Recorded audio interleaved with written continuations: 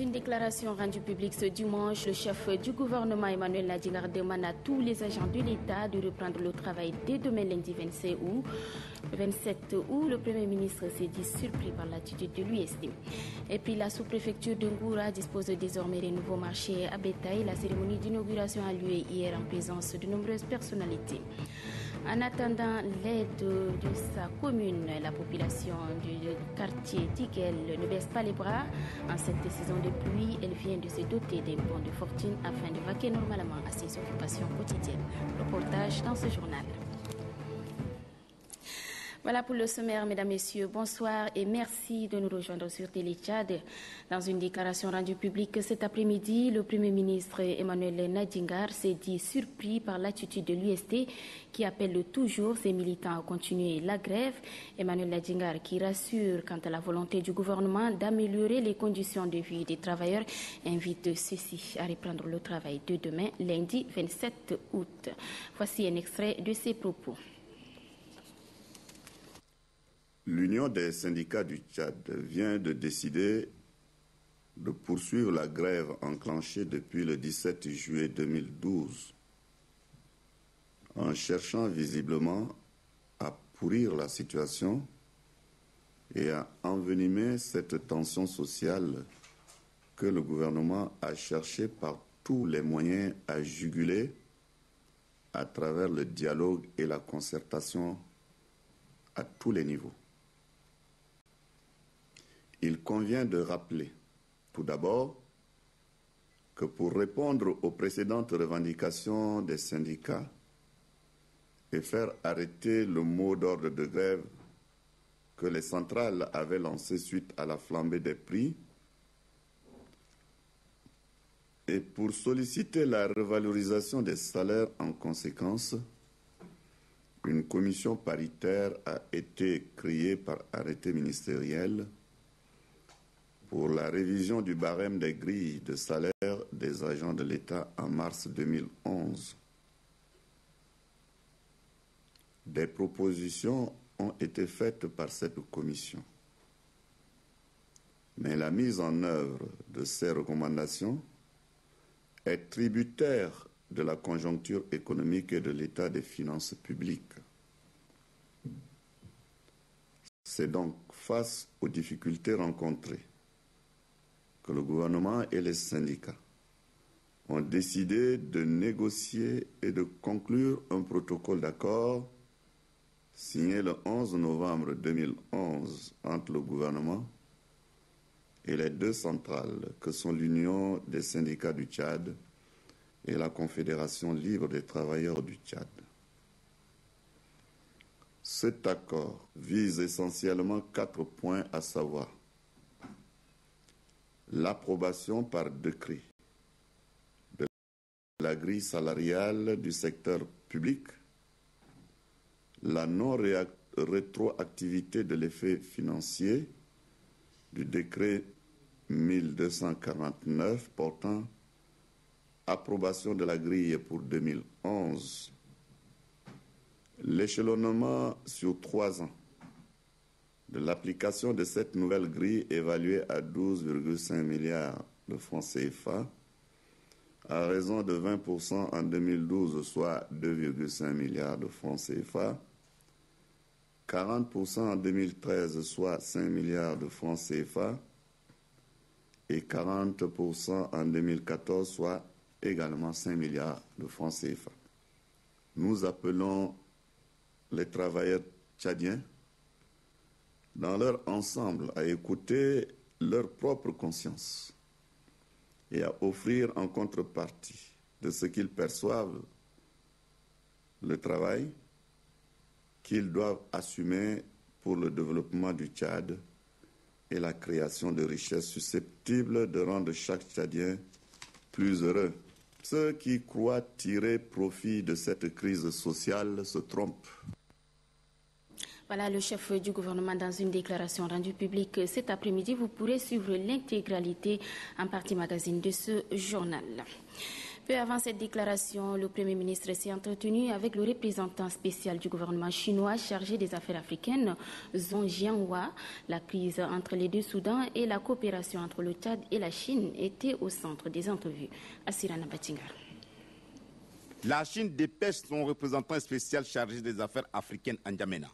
Il s'agit de Zhong Jianhua. Celui-ci est à la primature. La Chine, qui veut intervenir dans la résolution de la crise entre les deux Soudans, voudrait avoir les conseils avisés des autorités tchadiennes. Le Tchad a une renommée internationale certaine dans la résolution de crises aussi bien interne qu'externe, d'où la nécessité pour la Chine de venir se ressourcer avant toute action. En dehors des questions soudanaises, le Premier ministre Emmanuel Nadingar et le diplomate chinois Zhong Jianhua ont échangé leur point de vue sur les relations qu'entretiennent le Tchad et la Chine. À sa sortie d'audience, le diplomate chinois s'est dit très impressionné d'avoir découvert un pays en pleine mutation et des autorités très réceptives aux questions de développement et de la paix.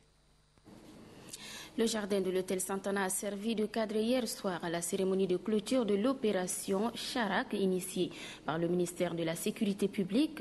Cette opération qui a permis aux stagiaires de bénéficier de nouvelles techniques de recherche en matière de véhicules volés. À l'issue de cette opération, plusieurs véhicules ont été retrouvés. Reportage Katmba Théophile. Dans sa phase pratique, qui a duré 48 heures, cette opération a permis aux stagiaires déployés sur le terrain de mettre la main sur 11 véhicules conduits au poste de police qui feront l'objet d'une enquête judiciaire pour diverses infractions. Le directeur général adjoint de la police, qui se félicite de ce résultat, formule ses vœux de voir ce genre d'opération se pérenniser pour la sécurité des biens et des personnes.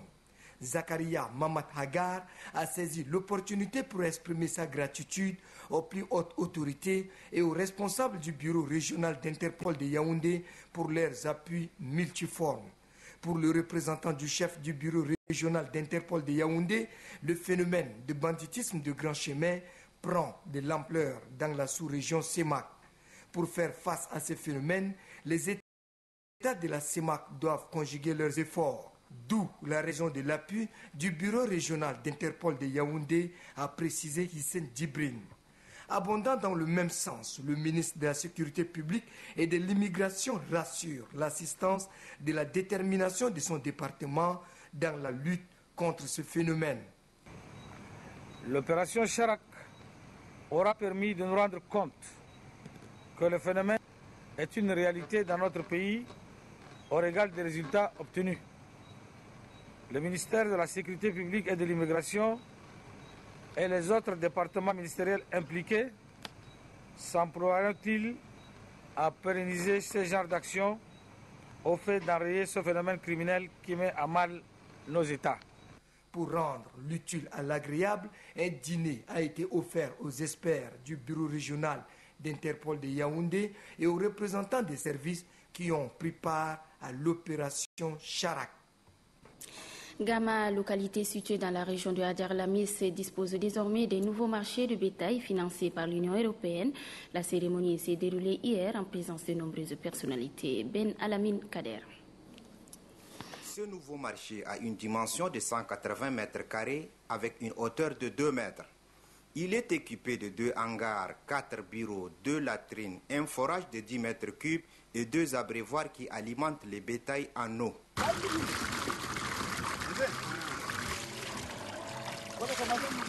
Le secrétaire général de la région de Hadjar-Lamis a salué les partenariats entre le Tchad et l'Union européenne, dont les grands bénéficiaires sont les populations de sa région.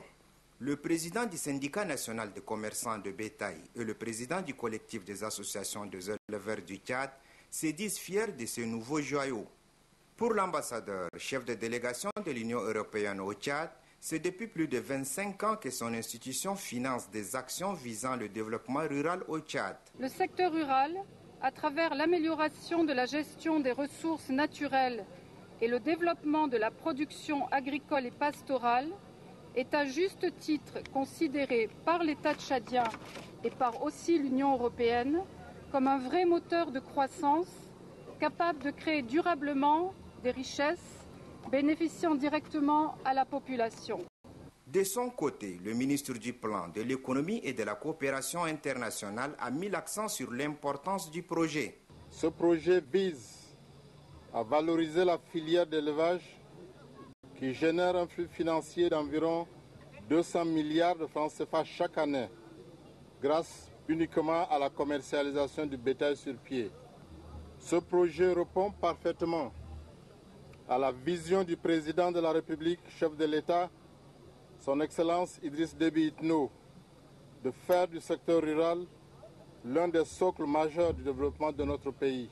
En inaugurant le nouveau marché à bétail de Gama, le ministre du Développement pastoral et des productions animales rassure les partenaires que ces réalisations apporteront sans nul doute un plus au développement du secteur de l'élevage. Ces infrastructures, bien que limitées dans la zone pilote d'intervention du projet, apporteront sans doute un changement notable dans les pratiques des professionnels de l'élevage, notamment les pratiques liées à la qualité de l'hygiène de la viande produite pour la consommation et la sécurisation des actions commerciales du bétail. De par ses utilités et au regard des besoins constatés, ce genre d'infrastructures mérite d'être répliqué sur l'ensemble du territoire. 5 autres marchés à bétail, 5 aires d'abattage ont été également construits dans d'autres localités. Toutes ces infrastructures d'un coût global de 700 millions de francs CFA sont financées par l'Union européenne. Juste après cette cérémonie, la délégation s'est rendue à Ngoura, dans le département de Dababa, où elle a procédé justement à l'inauguration d'une aire d'abattage. Le point avec Amathia Abbas. D'une capacité d'abattage de 60 têtes par jour, la nouvelle aire d'abattage de Ngoura a été inaugurée. Construite dans le cadre du projet d'appui à la filière bovine PAFIP, cette infrastructure est équipée d'un plateau pour le déplacement des carcasses, une pompe manuelle, un bac à ordures, un bac d'incinération et un système de lavage. Les ministres du Développement pastoral et de productions animales, les ministres du Plan, de l'Économie et de la Coopération internationale, l'ambassadeur chef des délégations de l'Union européenne et les autorités civiles et militaires ont suivi attentivement les explications du chef secteur vétérinaire d'Ngoura. Pour voir la rate, on fait l'inspection de la rate pour que s'il y aura surtout les maladies telluriques, les charbons bactériens, les charbons symptomatiques, tout ça, trophée rempli de sang après l'incision. Dans la même optique, 4 autres aires d'abattage à Moïto, Moussoro, Gama, Bitkin et 6 marchés à bétail ont été également construites grâce à l'appui de l'Union européenne. Et puis ce communiqué de presse, le ministre des Affaires étrangères et de l'intégration africaine, Moussa Faki Mahamat, a quitté N'Djamena hier nuit pour Téhéran, dans la capitale iranienne. Le chef de la diplomatie tchadienne représentera le Tchad au 16e sommet des pays non alignés qui se tiendra du 30 au 31 août 2012. Le sommet sera précédé d'une réunion ministérielle qui s'ouvre à partir de demain. Moussa Faki Mahamat est accompagné pour la circonstance du secrétaire général et du directeur général de la coopération internationale du dit ministère. La session de formation organisée par le ministère de la Culture et le Centre Al-Mouna à l'intention des délégués régionaux vient de s'achever à N'Djamena. Elle est essentiellement axée sur la politique culturelle et le management des institutions culturelles. Noubadoumbay Talomati. La formation des délégués régionaux organisée par le Centre Al-Mouna en partenariat avec le ministère de la Culture sur la politique culturelle et le management des institutions culturelles s'est achevée sur une note de satisfaction. Cette formation vient renforcer les capacités des cadres du dit ministère au moment où le ministère éprouve des difficultés en matière de ressources humaines et particulièrement dans le domaine culturel, précise le secrétaire général du ministère. Netio Abo souligne que cette rencontre a permis aux délégués régionaux de s'approprier de la politique culturelle du gouvernement et d'appréhender leurs responsabilités. Cette formation constitue sans nul doute un plus à nos délégués et ceux en vue de promouvoir la culture tchadienne dans sa diversité. Le ministère de la Culture attend de chaque délégué un impact positif après cette formation dans leur exercice. Le secrétaire général a ajouté que ce séminaire constitue un point de départ de partenariat entre les différents collaborateurs et son institution. Le séminaire de formation de base sur le désarmement, la démobilisation et la réinsertion vient également de clore ces travaux. Après 6 jours d'intenses travaux, le personnel de la coordination nationale de démobilisation et de réinsertion des militaires est prêt à faire face à la réintégration des ex-militaires. C'est le coordonnateur Mohamed Garfa qui a présidé cette cérémonie. Souleymane Diabo, reportage. Le personnel de la coordination nationale de démobilisation et de réinsertion des militaires est désormais outillé pour faciliter la réintégration des ex-militaires. Ces membres de la coordination ont reçu des outils nécessaires lors de cette formation qui a duré 6 jours. Une formation de base axée sur le désarmement, la démobilisation et la réinsertion. Concrètement, ces personnels de la CODEREM a la mission d'orienter ou de former les démobilisés pour qu'ils aient un métier afin d'intégrer aisément la vie civile. Le coordonnateur national de la démobilisation et de réinsertion des militaires a rappelé la mission de cette opération avant de s'appesantir sur la réintégration des démobilisés. Le grand défi qui reste à relever sur le terrain, c'est sans nul doute la réintégration. L'intérêt que vous portez aux travaux de ce séminaire montre à suffisance votre prise de conscience par rapport aux tâches qui vous attendent. Cette connaissance acquise durant 6 jours vous permet de mettre en œuvre les moyens humains, financiers et matériels pour l'exécution de programmes de DDR. Juste après la clôture de cette formation, le coordonnateur national de démobilisation et de réinsertion des militaires a fait un point de presse. Une intervention au cours de laquelle il a fait la genèse de la démobilisation enclenchée en octobre dernier à Moussoro et les attentes de cette formation. Le programme est national, ce n'est pas un programme militaire, ce n'est pas un programme du ministère de Plan, mais c'est un problème national où tout le monde doit être impliqué. C'est pourquoi nous appelons à la presse de déployer tous les efforts, la presse filmée, écrite, parlée, la télévision, pour que le message passe de nos bureaux jusqu'au Tchad profond. Mohamed Garfa invite tous les acteurs impliqués dans l'opération de réinsertion à accompagner la CODEREM pour l'atteinte de ses objectifs. La gestion des ressources humaines était au menu d'une autre formation initiée par le ministère de l'Enseignement primaire et de l'Éducation civique, une occasion pour les participants de se familiariser avec l'univers de la gestion administrative et bien d'autres. Amadia Yabas. 4 modules de formation en gestion administrative ont été programmés et suivis avec attention durant 12 jours d'échanges et de partage. Les 2 premiers ont été financés par l'AFD via le projet d'appui à la mise en œuvre de la politique sectorielle en éducation. Ils concernaient 36 cadres de direction technique centrale du ministère de l'Enseignement primaire et de l'Éducation civique. Les participants à cette rencontre d'importance se sont familiarisés avec l'univers de la gestion administrative qui met l'accent sur l'élaboration, la mise en œuvre des plans de formation et le management. Le directeur général de la planification et de l'administration du ministère de l'Enseignement primaire souligne que le quinquennat actuel du président de la République fait de la formation des hommes la clé de voûte. La présente formation s'inscrit dans cette logique. D'autres initiatives de formation et l'équipement, tant en matériel que mobilier, suivront pour répondre intégralement à vos doléances que je juge légitimes et bénéfiques pour notre système éducatif. Des recommandations à l'endroit du gouvernement et ses partenaires techniques sont formulées par les participants. Ils sollicitent d'autres séries de formations de ce genre pour leur permettre de relever les défis. Des autres modules de formation sur la gestion de dossiers et la gestion prévisionnelle des effectifs et des compétences sont prévus pour les prochaines semaines. Et puis le congrès des travailleurs du groupe Sotel a clos ses travaux hier soir. Les questions liées aux intérêts du personnel et la survie du secteur ont longuement été débattues par les congressistes. Le point avec Adef Ahmad Bendama. Durant 2 jours, les travailleurs du secteur des télécommunications ont passé au scanner les mots qui entravent le développement des services et mettent en mal les intérêts des agents. Après débat, des pistes de solutions sont explorées, des recommandations et résolutions formulées par les congressistes. Ils demandent entre autres au ministère des tutelles et à la direction générale du groupe Sotel Tchad de respecter les textes, l'orthodoxie administrative, de rétablir les agents dans leurs droits et de tout mettre en œuvre pour redorer les blasons du secteur.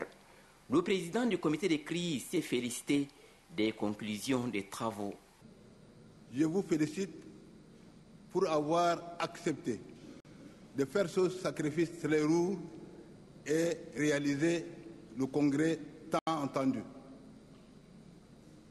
Dans l'avenir, nous aurons à abattre des travaux qui seront à mesure de relever notre entreprise qui est en déclin en ce moment.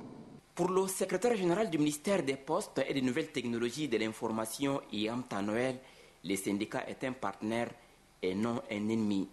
Les conclusions des travaux du Congrès offrent des perspectives prometteuses au secteur. C'est ainsi réjoui le secrétaire général qui a aussi rassuré les congressistes de transmettre leurs recommandations et résolutions à leurs illustres destinataires.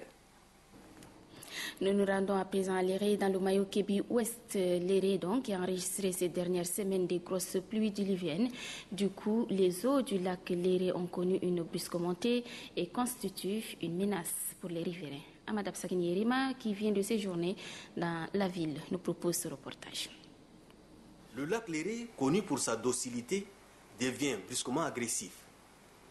Il a débordé de son lit habituel, menaçant ainsi d'inondations plus de 500 habitations bordant sa rive droite au quartier Fouli Hausa.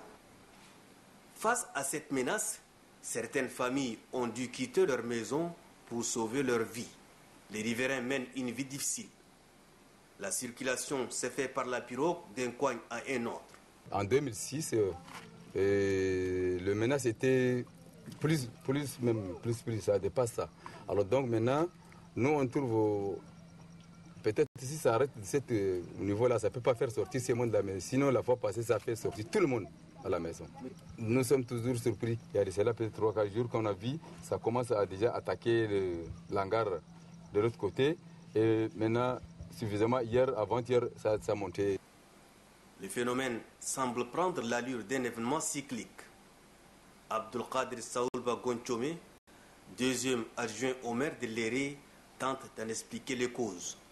Entre-temps, le lac Léré avait une profondeur d'environ 18 mètres et aujourd'hui, ça tourne autour de 6-7 mètres. À chaque fois qu'il y a de grosses pluies, le lac n'arrive plus à contenir la quantité qui se déverse. Les autorités et la population sont donc conscientes du danger que représente désormais la montée des eaux du lac Léré.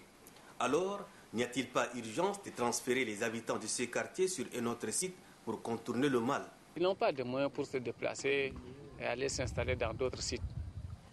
C'est des pêcheurs. Ils capturent des poissons, ils vendent pour subvenir à leur pitance, à leur foyer. Et aujourd'hui, Léré est une zone en pente.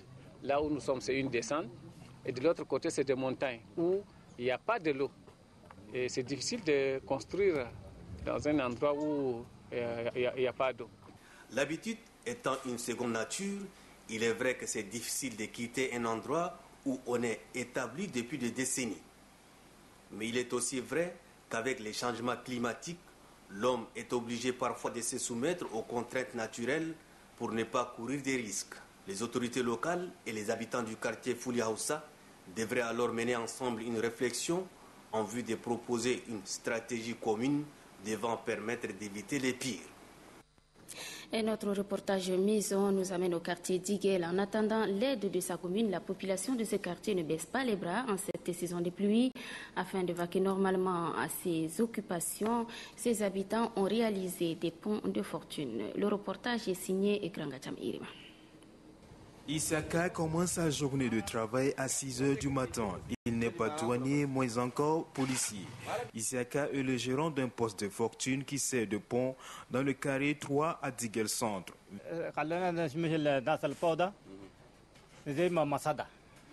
Mais tu me fais rire, quand il s'agit de l'idée, chaque Tchadien a son idée dans sa tête. Nous avons construit ce pont pour aider la population à traverser, aller au marché ou bien dans les autres quartiers. Les prix varient, les piétons passent avec 25 francs, les motocyclistes paient 100 francs. Et pour ceux qui n'ont rien, ils peuvent passer aussi. Nous ouvrons de 6 heures jusqu'à minuit. Nous ne rencontrons aucune difficulté. Isaka n'est pas le seul à exercer cette activité qui se veut une aide à la communauté. Comme lui, plusieurs jeunes s'occupent de ces ponts de fortune qui permettent aux usagers de vaguer à leur occupation. À Diguel Alaï, les ponts sont empruntés par les usagers qui entendent raccourcir leur trajet. J'ai payé 100 francs avant de passer. Wallahi, on part par ici parce qu'il n'y a pas de pont. C'est ça qu'on part par ici et puis on paye 100 francs. Pour les motos, on paie 100 francs. Pour à pied, tu vas payer 25 francs. Et ça nous aide, parce que par là-bas, c'est trop loin. Et puis on part par ici, tu vas passer par ici, tout de suite tu vas aller au quartier d'Iguel, et puis tout de suite tu es au quartier de Soukbagara ancien. C'est ça on utilise. Les matériaux de fortune utilisés pour la construction des ponts proviennent essentiellement des chantiers. Les planches, l'emboude et des pointes permettent d'avoir ce pont dont les auteurs sont fiers. En attendant que des ponts aux normes modernes ne soient bâtis, ceux-ci continueront d'alléger la peine de la population en réduisant leur trajet. Voilà, et comme annoncé en début de ce journal, je vous invite à suivre l'intégralité de la déclaration du Premier ministre Emmanuel Nadjingar, rendue publique cet après-midi. Très bonne réception et à demain avec le même plaisir. Bonsoir. L'Union des syndicats du Tchad vient de décider de poursuivre la grève enclenchée depuis le 17 juillet 2012, en cherchant visiblement à pourrir la situation et à envenimer cette tension sociale que le gouvernement a cherché par tous les moyens à juguler à travers le dialogue et la concertation à tous les niveaux. Il convient de rappeler, tout d'abord, que pour répondre aux précédentes revendications des syndicats et faire arrêter le mot d'ordre de grève que les centrales avaient lancé suite à la flambée des prix, et pour solliciter la revalorisation des salaires en conséquence, une commission paritaire a été créée par arrêté ministériel pour la révision du barème des grilles de salaire des agents de l'État en mars 2011. Des propositions ont été faites par cette commission. Mais la mise en œuvre de ces recommandations est tributaire de la conjoncture économique et de l'état des finances publiques. C'est donc face aux difficultés rencontrées que le gouvernement et les syndicats ont décidé de négocier et de conclure un protocole d'accord signé le 11 novembre 2011 entre le gouvernement et les deux centrales que sont l'Union des syndicats du Tchad et la Confédération libre des travailleurs du Tchad. Cet accord vise essentiellement 4 points, à savoir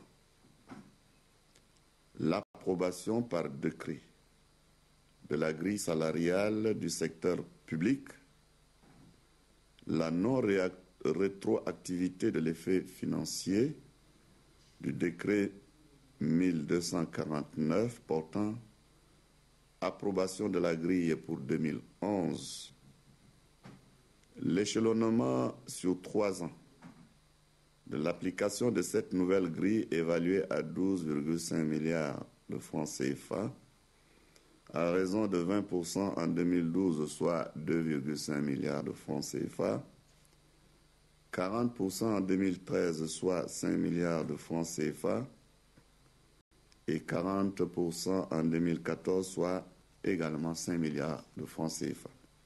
Le 4e point de cet accord concerne la mise en place d'une commission paritaire de suivi chargée en cas de difficulté d'application des différents taux arrêtés et de les réviser.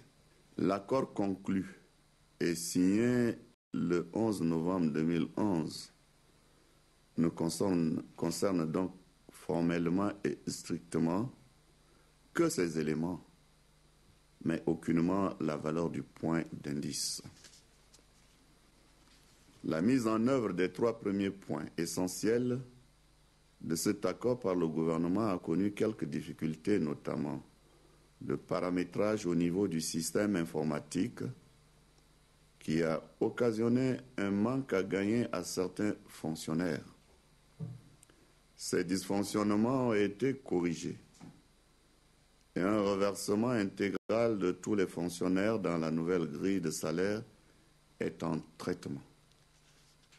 Ainsi, au terme de l'application de cet accord et de l'échelonnement des effets financiers de la nouvelle grille, c'est-à-dire en 2014, le salaire de base minimum du fonctionnaire tchadien, prenant en compte les diverses augmentations hormis les diverses indemnités, sera de 120 750 francs CFA dans le système éducatif, de 117 300 francs CFA dans le secteur de santé et de 93 150 francs dans les autres secteurs, largement au-dessus du SMIC actuel qui est de 60 000 francs CFA. Sur les autres points du protocole d'accord, des assurances fermes ont été faites à la délégation de l'UST quant aux dispositions prises au niveau du ministère de la fonction publique et celui des finances pour le reversement intégral dans la nouvelle grille de salaire et la révision des conventions collectives régissant les contractuels et les décisionnaires de l'État. La commission chargée de refondre les 2 conventions s'est donné 2 mois pour finaliser ce travail. À la dernière réunion d'évaluation que j'ai personnellement présidée et en présence de 8 ministres, les plus directement concernés par la négociation avec l'UST, le gouvernement a clairement signifié à la délégation de l'UST que le principe de la progression de la valeur du point d'indice était universel, donc légitime et continuerait à faire l'objet de dialogue entre partenaires sociaux. Cependant, le contexte économique et l'état des finances publiques ne permettent pas pour l'heure d'augmenter cette valeur du point d'indice. L'UST, à travers son secrétaire général, avait reconnu à l'issue de cette dernière réunion d'évaluation que des efforts avaient été faits par le gouvernement et que des avancées notables avaient été franchies dans l'application du protocole d'accord. Nous avons été surpris d'entendre le même secrétaire général de l'UST affirmer, après l'Assemblée générale de restitution à la base, que la rencontre présidée par le Premier ministre n'avait rien donné. De tout ce qui précède, nous constatons de la part de l'UST un manque de volonté manifeste de sortir de cette crise sociale. Nous en prenons acte en disant que si la porte du dialogue social reste ouverte, le gouvernement a pris toutes les dispositions nécessaires et indispensables pour faire fonctionner normalement les structures de l'État et de production économique. Notre pays a pris un grand retard du fait des années de guerre. Son Excellence, Monsieur le Président de la République, chef de l'État Idriss Déby Itno, a décidé de faire renaître le Tchad de ce sombre passé. La paix a été rétablie au Tchad par le dialogue. C'est toujours par le dialogue que le gouvernement entend résoudre les problèmes qui se poseront sur ce nouveau chemin de la Renaissance.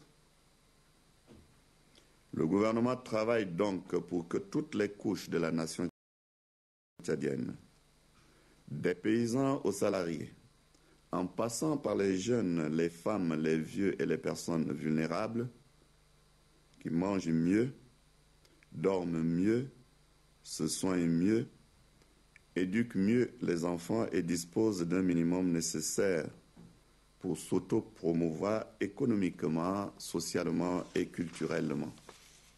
Les salaires prendront d'ici au 31 décembre 2012 plus de 80% des recettes hors pétrole, soit 283,2 milliards inscrits au budget 2012. Or, dans ce pays, nous devons faire face à de nombreux besoins et demandes sociales dans les domaines de la santé, de la sécurité alimentaire, de l'éducation, de l'emploi et des infrastructures routières. Le bénéfice des réalisations dans ces secteurs revient aux Tchadiens dans leur ensemble, car tous ont le droit de bénéficier des retombées des ressources nationales au même titre que les salariés. Le gouvernement se préoccupe quotidiennement du sort de tous les Tchadiens. Ceux qui en ont un peu doivent normalement penser aux plus démunis avant d'en réclamer davantage. Et l'État, qui doit s'occuper de tous les Tchadiens, ne peut pas, dans le contexte actuel, augmenter la valeur du point d'indice des salaires des agents de l'État, surtout que le point d'indice a déjà été augmenté de 300 points. C'est une simple question d'équité et de justice pour tous les Tchadiens. Ne pouvant pas obtenir aujourd'hui cette augmentation de la valeur du point d'indice, l'UST ne doit pas pour autant appeler à bloquer le fonctionnement des structures de l'État par une grève qui ne se justifie pas, étant donné le niveau appréciable d'exécution du protocole d'accord. C'est ici le lieu de féliciter la grande majorité des travailleurs qui continuent à assurer leur service de façon responsable et consciencieuse. Nous appelons les travailleurs tchadiens, dans leur ensemble, à écouter leur propre conscience et à offrir en contrepartie de ce qu'ils perçoivent le travail qu'ils doivent assumer pour le développement du Tchad et la création de richesses susceptibles de rendre chaque Tchadien plus heureux. Ceux qui croient tirer profit de cette crise sociale se trompent, comme ils se sont trompés hier en croyant tirer profit de l'action déstabilisatrice des rebelles et autres mercenaires. J'en appelle une fois de plus à la vigilance et à la responsabilité de tous les travailleurs, qui ne doivent pas subir les contre-coups des mesures qui sont prises pour le bon fonctionnement des structures de l'État. Je demande à tous les agents de l'État de reprendre le travail dès lundi. L'UST porte seule la responsabilité du blocage des discussions engagées et de leur suspension aujourd'hui. Elle doit en assumer toutes les conséquences. Personne n'a le droit de prendre en otage les agents de l'État et tous les travailleurs en général pour compromettre le sort de notre pays. Notre pays ne peut pas et ne doit pas s'installer dans le désordre et l'agitation sociale stérile. Cela ne servira pas les intérêts des travailleurs et des travailleuses dont le mieux-être demeure et demeurera une préoccupation permanente du gouvernement. Vive le Tchad.